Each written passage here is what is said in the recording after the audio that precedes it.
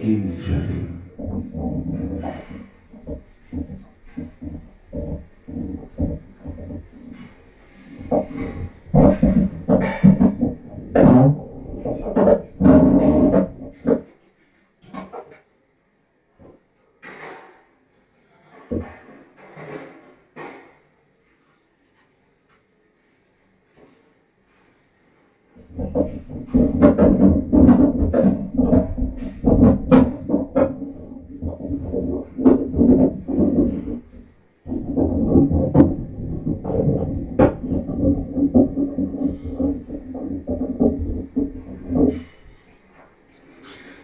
Isvaresvara Pr Isvaresvara Divine Grace of Venture in the Bhaktivedanta Swami Srila Prabhupada ki jai.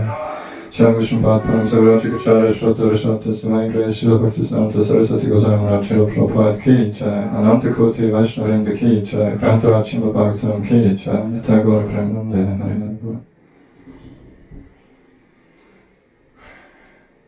Can you increase the volume, please?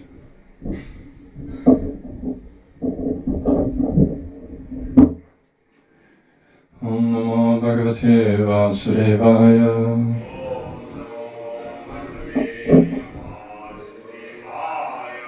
Om Namo Bhagavate Vasudevaya.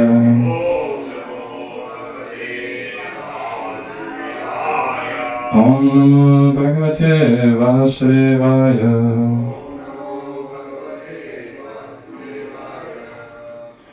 Hare Krishna. Today we are reading Srimad Bhagavatam, Canto 3, Chapter 31, The Movements of the Living Entities, Text 14. So that's part of the prayers of the living entity in the womb, as we recently started. Ya pancha bhutara chitera hita sharira.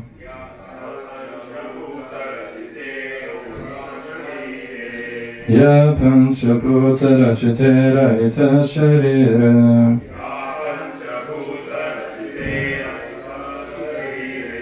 Channo yattendriya gunarta chidatmakayam. Channo yattendriya gunarta chidatmakayam.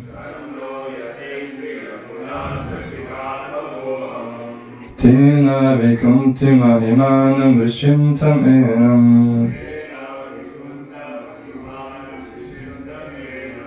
Tena vikunta mahimanam rishimtam enam.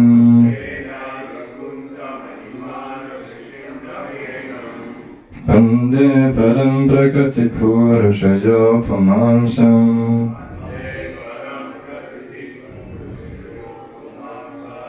Vande param prakriti purushayo pumansam.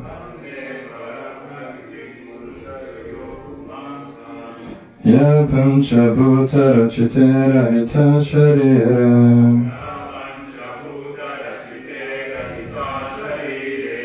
Channo yattendriya gunarta chidatmakam.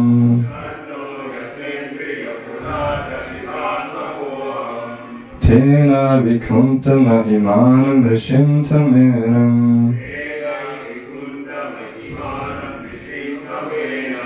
Vande param prakriti purushayo pumansam.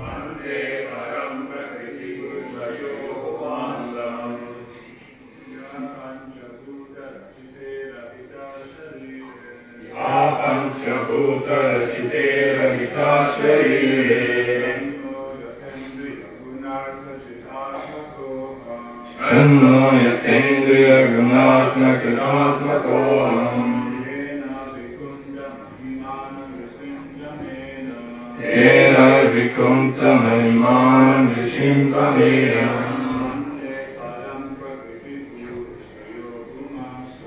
Vande param prakriti purushayo pumansam. Ya pancha bhutara chitera hita sharire. Ya pancha bhutara chitera hita sharire. Channo yattendriya gunata chidatmakoham. Channo yattendriya gunata chidatmakoham. Tena vikunta Kena Vikuntam Imanam Rishim Tamenam Ande Param Prakriti Purushayo Pumamsam Ande Param Prakriti Purushayo Pumamsam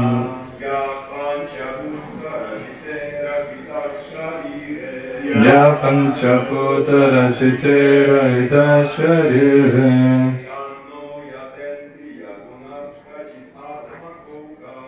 Channo Yatendriya Chitata Chidatmakoham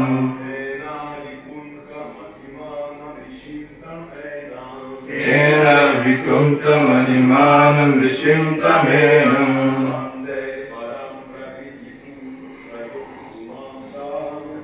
De Param Prakriti Purushayo Bhumamsam Mataji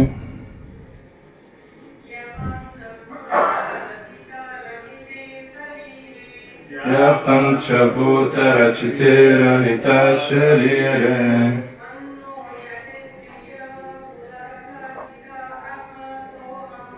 Channo Yatindriya Gunata Chitatmakoham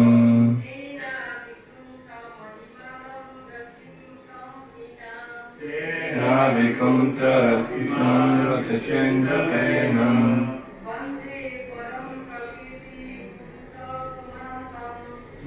Te Varam Prakriti Purushayo Pumamsam. Translation and purport by His Divine Grace A.C. Bhaktivedanta Swami Srila Prabhupada, Srila Prabhupada Ki Jai. Translation. I am separated from the Supreme Lord because of my being in this material body, which is made of 5 elements, and therefore my qualities and senses are being misused, although I am essentially spiritual. Because the Supreme Personality of Godhead is transcendental to material nature and the living entities, because he is devoid of such a material body, and because he is always glorious in his spiritual qualities, I offer my obeisances unto him. Purport. The difference between the living entity and the Supreme Personality of Godhead is that the living entity is prone to be subjected to material nature, whereas the Supreme Godhead is always transcendental to material nature as well as to the living entities. When the living entity is put into material nature, then his senses and qualities are polluted or designated. There is no possibility for the Supreme Lord to become embodied by material qualities or material senses, for he is above the influence of material nature and cannot possibly be put into darkness of ignorance like the living entities. Because of his full knowledge, he is never subjected to the influence of material nature. Material nature is always under his control, and it is therefore not possible that material nature can control the Supreme Personality of Godhead. Since the identity of the living entity is very minute, he is prone to be subjected to material nature, but when he is freed from his material body, which is false, he attains the same spiritual nature as the Supreme Lord. At that time there is no qualitative difference between him and the Supreme Lord, but because he is not so quantitatively powerful as to never be put under the influence of material nature, he is quantitatively different from the Lord. The entire process of devotional service is to purify oneself of this contamination of material nature and put oneself on the spiritual platform, where he is qualitatively one with the Supreme Personality of Godhead. In the Vedas it is said that the living entity is always free, asanko hiyam purushaha. The living entity is liberated. His material contamination is temporary, and his actual position is that he is liberated. This liberation is achieved by Krishna consciousness, which begins from the point of surrender. Therefore it is said here, I offer my respectful obeisances unto the Supreme Person. Om Jnanatimrandasya Gnanjana Shalakya Chaksharam Militam Yena Tasmai Shri Gurave Namaha Shri Chaitanya Manavishtam Stapitam Yena Bhutale Swayam Rupa Kadamayam Dharate Svapadantikam Vandeham Shri Guru Shri Uta Parikamalam Shri Gurun Vaishnavamstra Shri Rupam Sagrachatam Sagarakanatam Vitam Tam Sachivam Sadvaitam Savadutam Parichana Saitam Krishna Chaitanya Devam Shri Radha Krishna Param Sagana Lalita Shri Vishaka Vitamshtra He Krishna Karuna Sindhu Dina Bandhu Jagatpate Gopesha Gopika Kanta Radha Kanta Namostate Tapta Kanchana Gaurange Radha Vrindavaneshwari Vishabhana Sutirivi Pranamami Hari Priya Panchakalpadurabhyascha Kripa Sindhya Bhaevacha Patitanam Pavanebhyo Vaishnavibhyo Namo Namaha Jai Shri Krishna Chaitanya Prabhu Nityananda Shri Advaita Gadadhara Shivasari Gaur Bhaktivinoda Hare Krishna Krishna Krishna Hare Hare Hare Rama Rama Hare Hare. Krishna, thank you for coming this morning. Srimad Bhagavatam class. So, yeah, we're in quite a unique section of Srimad Bhagavatam here, because, of course, on the one hand, the basic theme we learn whenever something is taught about material nature is that it's not the place for us to be, and we should go back home, back to Godhead. But in terms of the details we learn here, yeah, we don't find anywhere else such a description of the process and the miseries of birth, as we heard nicely in the past week or two. And because that's something that people in general never think about, and even devotees, we tend not to think about that too much, that we consider birth also to be such a unnatural condition for the pure spirit soul, as we also today hear, that altogether being in material nature is not our natural position, and is all pollution and suffering.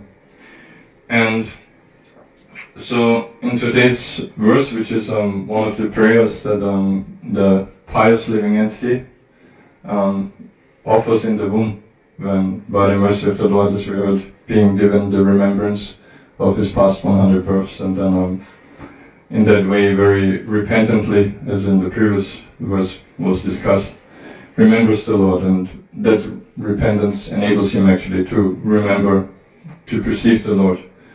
And so in today's verse, the living entity is pointing out first that actually all this suffering is because of my being in this material body, like suffering coming from the separation of the Lord. And so, yeah, that reminds me of one my Guru Maharaj, Isvaresvara Pr, he likes to point out this basic fact that that we are not supposed to be in material bodies ultimately.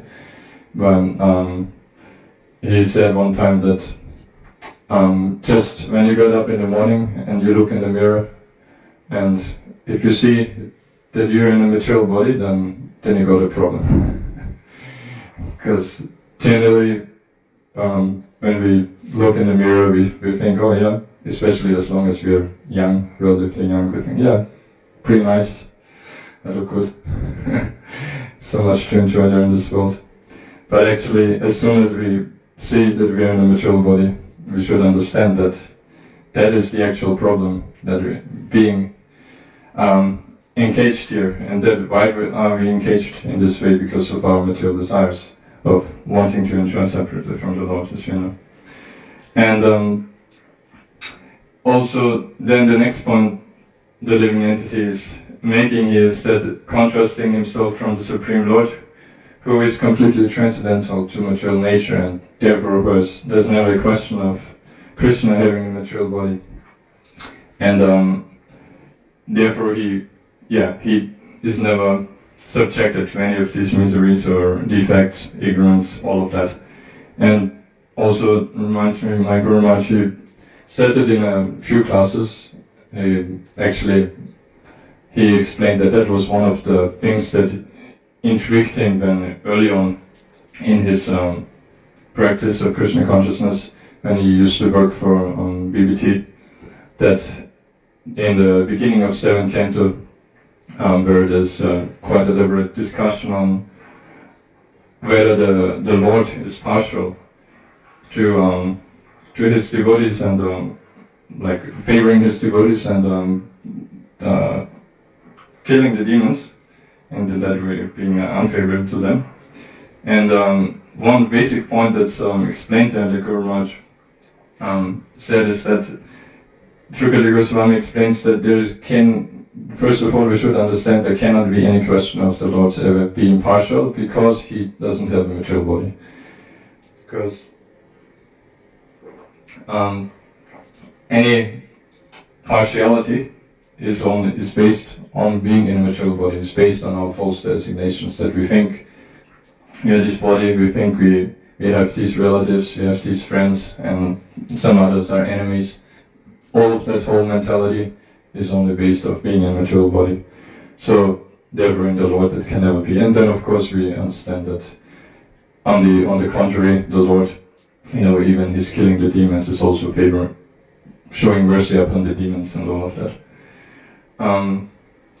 And then another point that Prabhupada nicely emphasizes here in the Prabhupada is about that being in this false designation. So Prabhupada says here that when the living entity is put into material nature, then his senses and qualities are polluted or designated.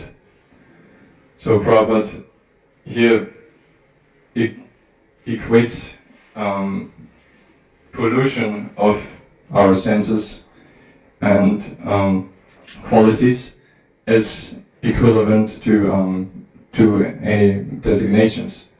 Because generally we might not think like that even though as devotees we understand, yes, ultimately we have to become free from all sorts of designations, but we might think that's here ultimately at one point, but otherwise it's fine, all this so many different kinds of designations that we use, but actually, we should have a firm understanding, conviction that yes, ultimately any form of designation is only a pollution, only because for us being a pure spirit soul.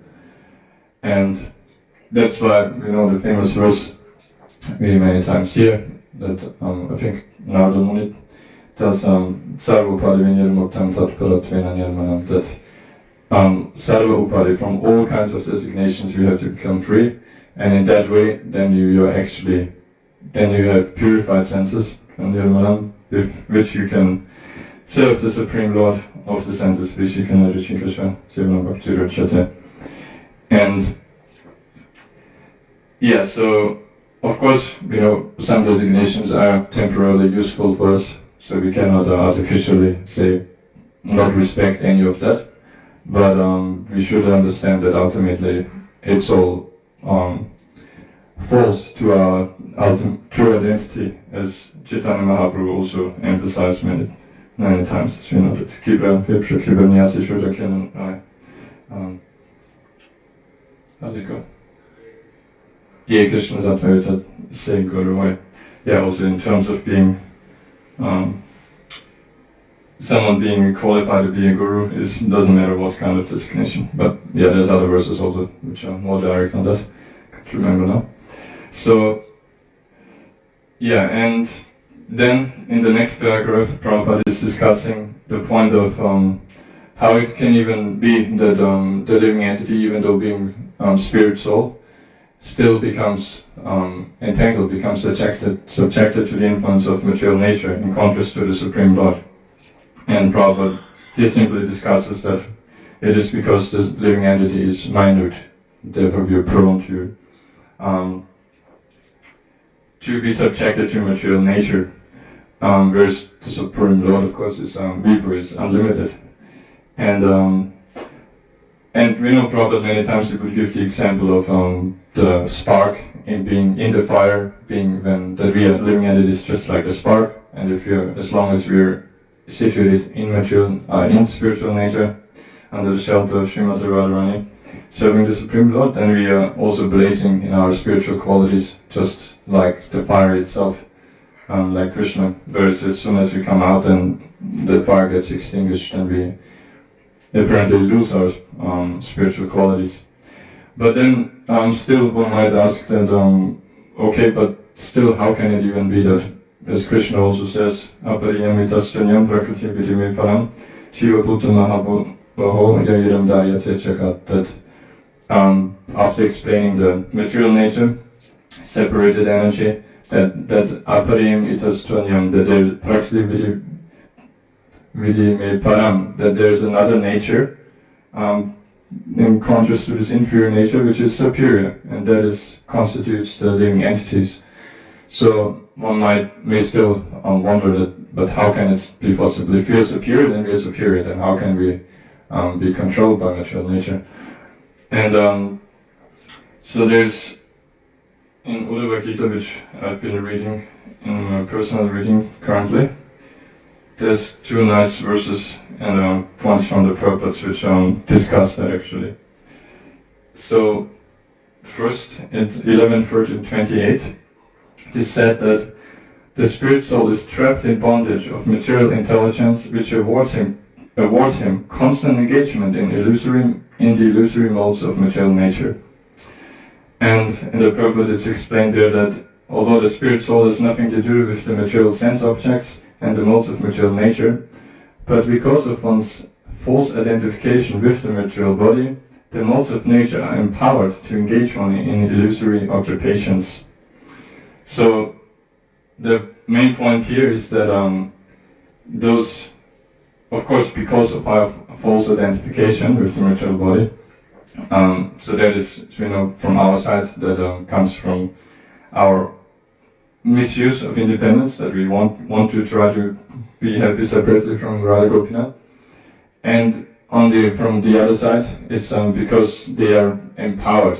Means by whom? Who is superior to them? That's Krishna. So even because actually we are superior in quality to matter, to material nature, that's why actually Krishna has to personally empower the modes of material nature to engage us, or it's just nicely said here, to engage us in illusory modes of nature. And then further in the next verse it's a bit more explained then from our side about that false designation. So it's in text 29, Krishna says, the false ego of the living entity places him in the bondage and awards him exactly the opposite of what he really desires. Therefore, one should give up the constant anxiety to enjoy material life and remain situated in the Lord. So, yeah, as we know, ultimately that the whole problem comes from false ego, from the falsely identifying with the material body and so many things related to it, gross and subtle. And so that false identification, we should always remember that whenever we feel like not doing what Krishna wants us to do, what our spiritual masters, our authorities want us to do, then what are we doing? It is we are acting on the platform of false ego, and that places us in bondage and awards us exactly the opposite of what we really desire. So we may think, yeah, no, I want to do this instead, that instead, but that is all related to a false identity and therefore can never make us happy, but rather only gives us exactly the opposite of what we actually want. And so, yeah, in Uddhava Gita, actually Krishna, he very elaborately explains about jnana, about transcendental knowledge I think in no other canto we find as much philosophy as in 11th canto. So Krishna, he spends a lot of time explaining for the conditioned souls to understand how we are different from the body and how we can get out of this, how we are entrapped, and all of that.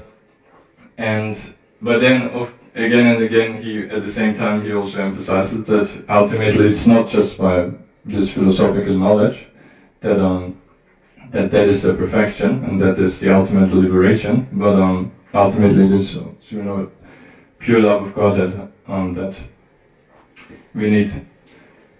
And he even at one point he very nicely reveals that even in this most confidential way of, as we know, the highest form of that pure love of God that is that of the gopis. And so Krishna tells Sudava at one point, that's in 12,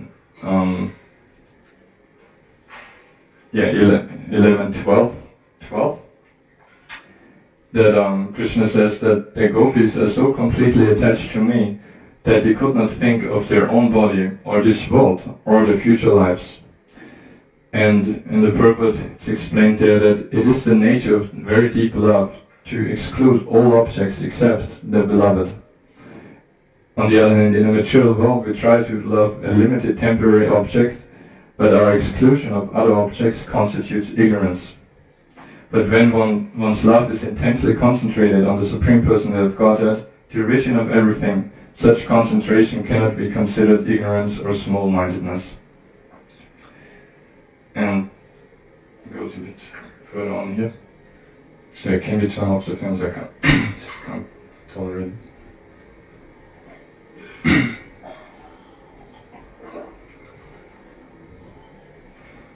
And can open the doors, I think.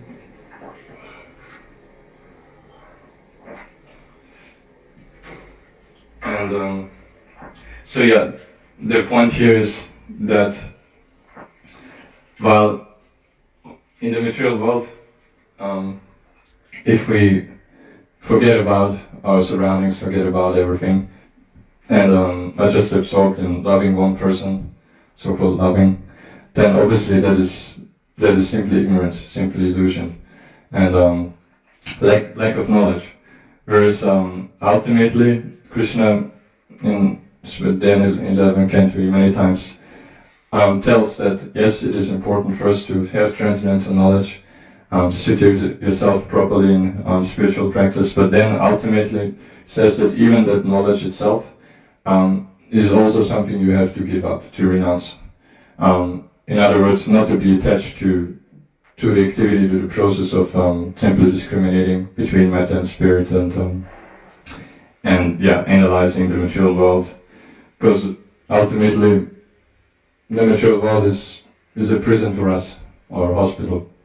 And what's more important is Krishna's real abode, real home, which is the spiritual world.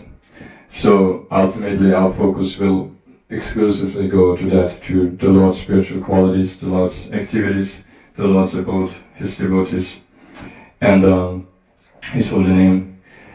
But and in this case we see that very nicely, that because of that, when we see here, as Krishna says, that the gopis they exclusively focused on him, apparently not knowing much about anything else, or not caring about anything else, that may seem like being ignorant, but actually it is not. Actually it is the highest perfection beyond ordinary transcendental knowledge. And another nice point later on there is made, that first it's explained that for, of course, impersonalists, they want to deny the variegated creation of the Lord, but the gopis did not deny anything, simply loved Krishna and could not think of anything else. They only rejected whatever impeded their concentration on Lord Krishna, cursing even their eyelids blinking. And so there then Srila Rupa Goswami is quoted as saying that all sincere devotees should have the courage to renounce from their lives anything that impedes their progressive march back home, back to Godhead. So that is actually then real renunciation, real knowledge to be able to give up anything, in other words, any designations, simply for the pleasure of the Lord. And so now I want to briefly read one. Yeah, we have some time. So Krishna explains at one point Uddhava, after hearing about about material nature, about devotional service, different practices, different aspects. And about that Krishna tells him that ultimately actually you have to transcend even ordinary Vedic knowledge and rules and regulations. That when he explains, for example, the Paramahamsa stage, because he also Krishna explains the whole Varnashrama Dharma, and ultimately Paramahamsas, they are completely beyond any of these designations, rules and regulations. And so then Uddhava questions that but how can it be that we understand that the Vedas, your briefings or your words, they are also absolute coming from you, but then you're saying we have to give them up, then that would indicate that actually Vedas are also useless, but then if people don't follow the Vedas, then it becomes irreligious and so many problems, Varnasankara. And so for our benefit, he questions like that. And Krishna answers, explains, and in course of that he points out that actually there's only three real processes for transcendental realization, because like the point being there is that yes, ultimately that those things which are mostly discussed in the Vedas, which is like Karma Kanda, and then which also Jnana Kanda, is being telling the living entities, the conditioned souls, about different material benefits they can get by doing different sacrifices and following different rules and regulations, and then learning to distinguish spirit from matter. So Krishna explains that yes, but still for the conditioned souls there needs to be that gradual process for the upliftment. And so he explains there's three main processes. Anything else is Maya, so which is Karma Kanda, Jnana Kanda, and Bhakti Yoga, and which is a gradual progression. Although Bhakti Yoga doesn't depend on anything else, as you know, but for those who cannot take it up, they can at least engage in Karma Yoga, where they renounce the fruits of their actions, or Jnana Yoga, where they learn about spiritual knowledge. And so then and I wanted to read one purport there in chapter 20, which very nicely explains and shows how ultimately that we obviously have to come to Bhakti, and in that stage of being, like we hear in this section of Bhagavatam, of being in this understanding our helpless position, dependent on the Lord, but being from outside, being not perfect yet, being still attracted to material nature and all of that. And so Krishna explains that very nicely of that kind of situation and how we can go beyond it. So in 11th Canto, chapter 20, text 27 and 28, I'll just read the translation and the purport, which is a little long, but it's really amazing. So, please hear. So Krishna says that, having awakened faith in the narrations of my glories, being disgusted with all material activities, knowing that all sense gratification leads to misery, but still being unable to renounce all sense enjoyment, my devotee should remain happy and worship me with great faith and conviction. Even though he is sometimes engaged in sense enjoyment, my devotee knows that all sense gratification leads to a miserable result, and he sincerely repents such activities. So the point we heard yesterday also about repenting is made here as well. That actually Krishna, he tells a similar verse early on about that for the sadhaka, he understands and he sincerely that sense gratification is wrong, and he sincerely tries to avoid it, but he might still fall prey to it. But if he's sincere, then the Lord will protect him. So similarly, Krishna tells early on, Bhajamana pimat bhakta Vishaya achitendriya Praya pragalbaya bhaktya Vishayana vipuyate. Krishna says that my devotee, may sometimes be harassed by material desires, by hankering for sense gratification. But because of his being fully, sincerely engaged in my devotional service, he will not be defeated by sense gratification. So, yeah, I forgot to point out. He may be harassed sometimes because of his not having fully controlled the senses, such as Chandriya, but he will not be defeated by sense gratification. So similarly, Krishna tells here that he may sometimes engage in sense gratification, but he knows that it leads to miserable result and is essentially repent such activities. And so in the purport, it very beautifully explains that situation, and it also includes then a kind of a prayer and how we should think in that situation. So the beginning stage of pure devotional service is described here by the Lord. A sincere devotee has practically seen that all material activities lead only to sense gratification, and all sense gratification leads only to misery. Thus the devotee sincerely desires to engage 24 hours a day in the loving service of Lord Krishna without any personal motivation. The devotee sincerely desires to be established in his constitutional position as the Lord's eternal servitor, to praise to the Lord, to elevate him to this exalted position. The word Anishvara indicates that because of one's past sinful activities and bad habits, one may not immediately be able to completely extinguish the enjoying spirit. The Lord here encourages such a devotee not to be overly depressed or morose, but to remain enthusiastic and to go on with his loving service. So here the point is that, yes, we sincerely regret when we fall prey to trying to enjoy separately from Krishna, but at the same time it doesn't mean that you just go into depression and forget about your devotional service.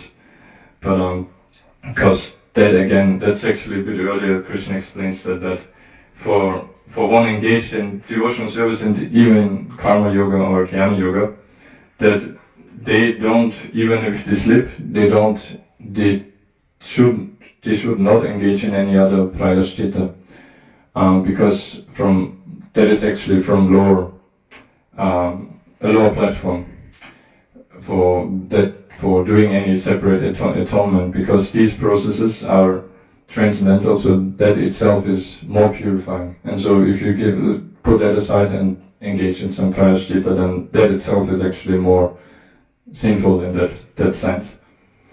So continuing, the word nirvina indicates that a sincere devotee, although somewhat entangled in the remnants of sense gratification, is completely disgusted with material life, and under no circumstances willingly commits sinful activities. In fact, he avoids every kind of materialistic activity. The word karma basically refers to sex attraction and its byproducts in the form of children, home, and so forth.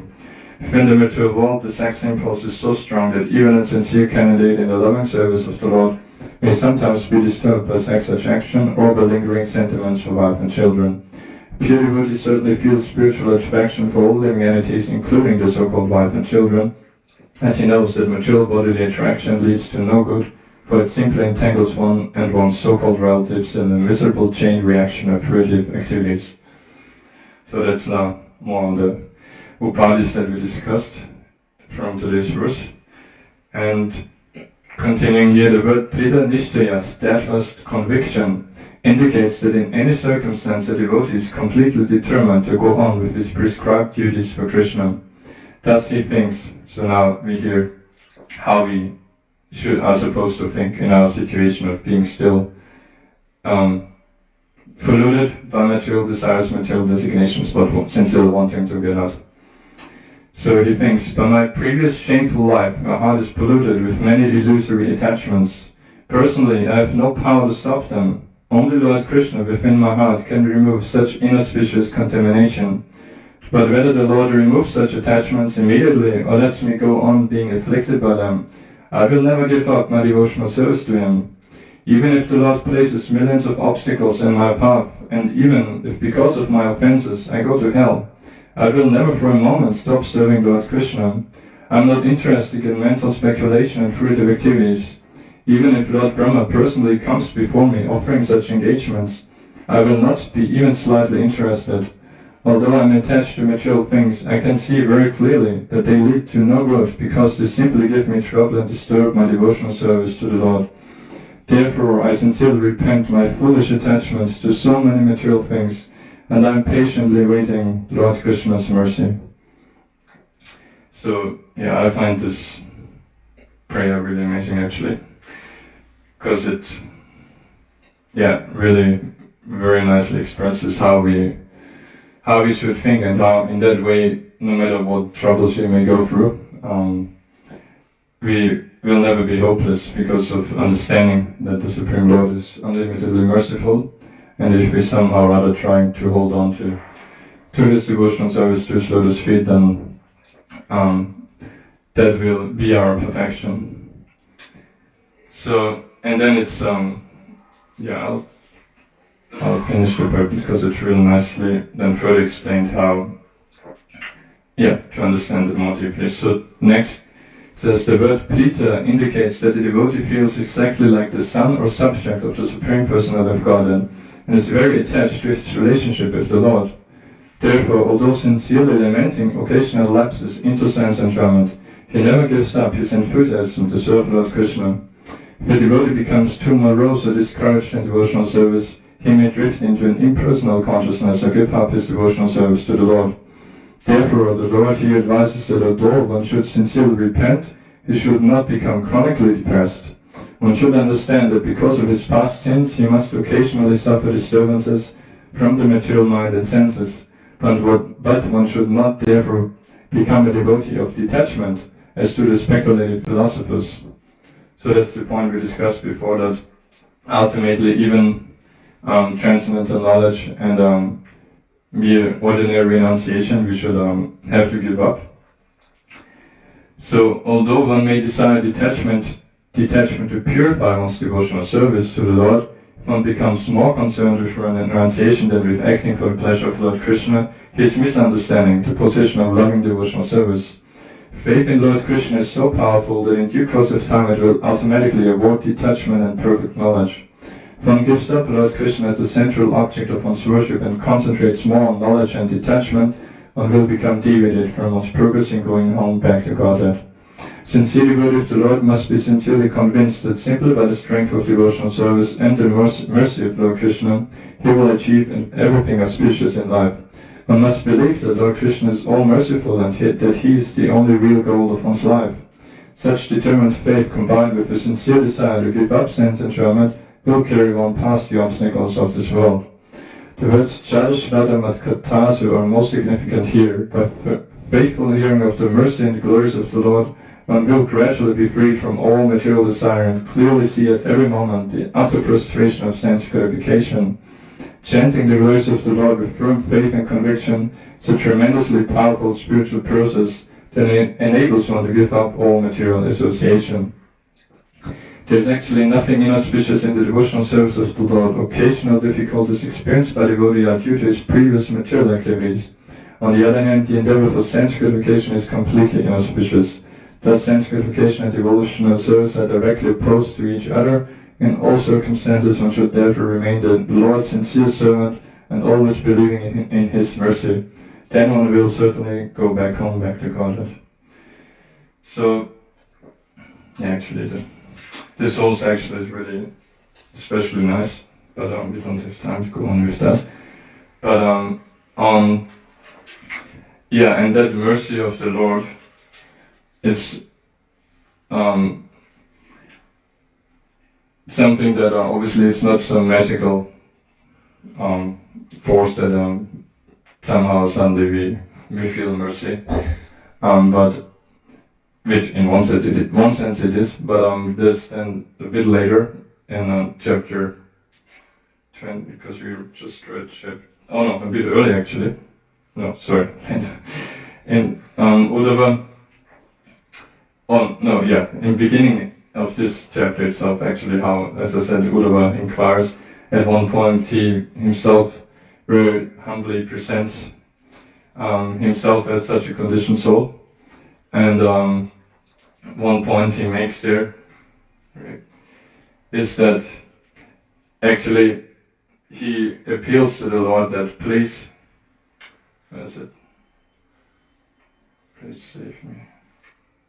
I can't see it now. Anyway, it says that please save me, O Lord, by giving your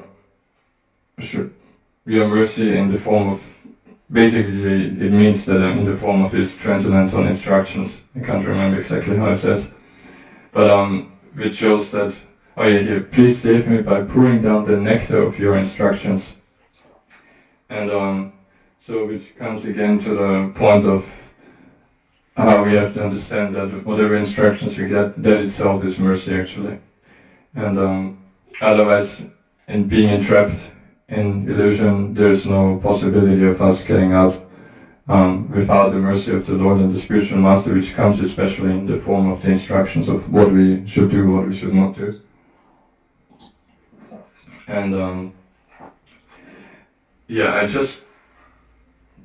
won't have time to read the whole thing, but to conclude as Prabhupada says in today's purport, that liberation, which is the actual position of the spirit soul, to be liberated begins from the point of surrendering to the Lord. So the natural, so-called natural resistance as conditioned souls we have is that, yes, why should I surrender? I mean, who is Krishna that he can tell me I should surrender, just do everything for him? And actually, early on in Uddhava Gita in chapter 11, Krishna elaborately actually tells Uddhava how to surrender, how to serve him. But as a devotee, if you read, and as a conditioned soul, if you read that, again, that feeling might come out even stronger than, why should I? Who is he that you can tell like this? But actually, as a devotee, you feel how that call for surrender to the Lord is a call of unconditional love. It is not that he needs us, it is our real position and the only way that we can really be happy. So, because Krishna, he tells it in a very personal way, like it's a bit long to read the whole verse. Yes. So there's like verses 34 to 41, there's a whole series of verses taken together of how Krishna describes how we should serve him. And but one point that struck me there is that if you get time yourself, you can read it sometime. 11:20, no, not 20, 34 to 41. That one point is that Krishna, a few times he tells about his temple, and he calls it a Madgriha, my home. And that itself struck me that, yes, actually, Krishna, that's his home. Like, how can we think the Supreme Lord? He's residing in the spiritual world, but he's also in the same way residing here, and he's inviting us to come here, or to even live here, and serve him, take his darshan and engage in services to him. And also another thing he mentions here, which shows this loving possessiveness of the Lord, and again, that's out of love, out for our benefit, is that he tells that we should, actually he concludes with that whatever is most desired by one within the spiritual world, and whatever is most dear to oneself, one should offer that very thing to me. So again, that for a conditioned soul, I think, what? Like, he should be happy if we come and give anything or do anything, but he's saying that which is most dear to us, which is most desired, but that thing we should give to Krishna. But yeah, that as a devotee we understand that, that is that loving possessiveness of the Lord and his mercy, that he eagerly appeals to us to give up our useless suffering here and give ourselves fully to him, surrendering to his lotus feet. Okay, so I guess I gotta stop here. Any questions or comments? Yes.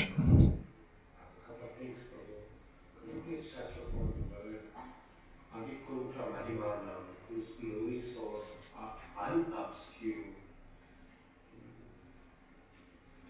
Unobscured. I'm not exactly sure what unobscured means here, but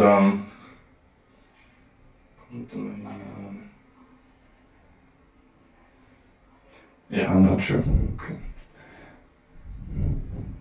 So.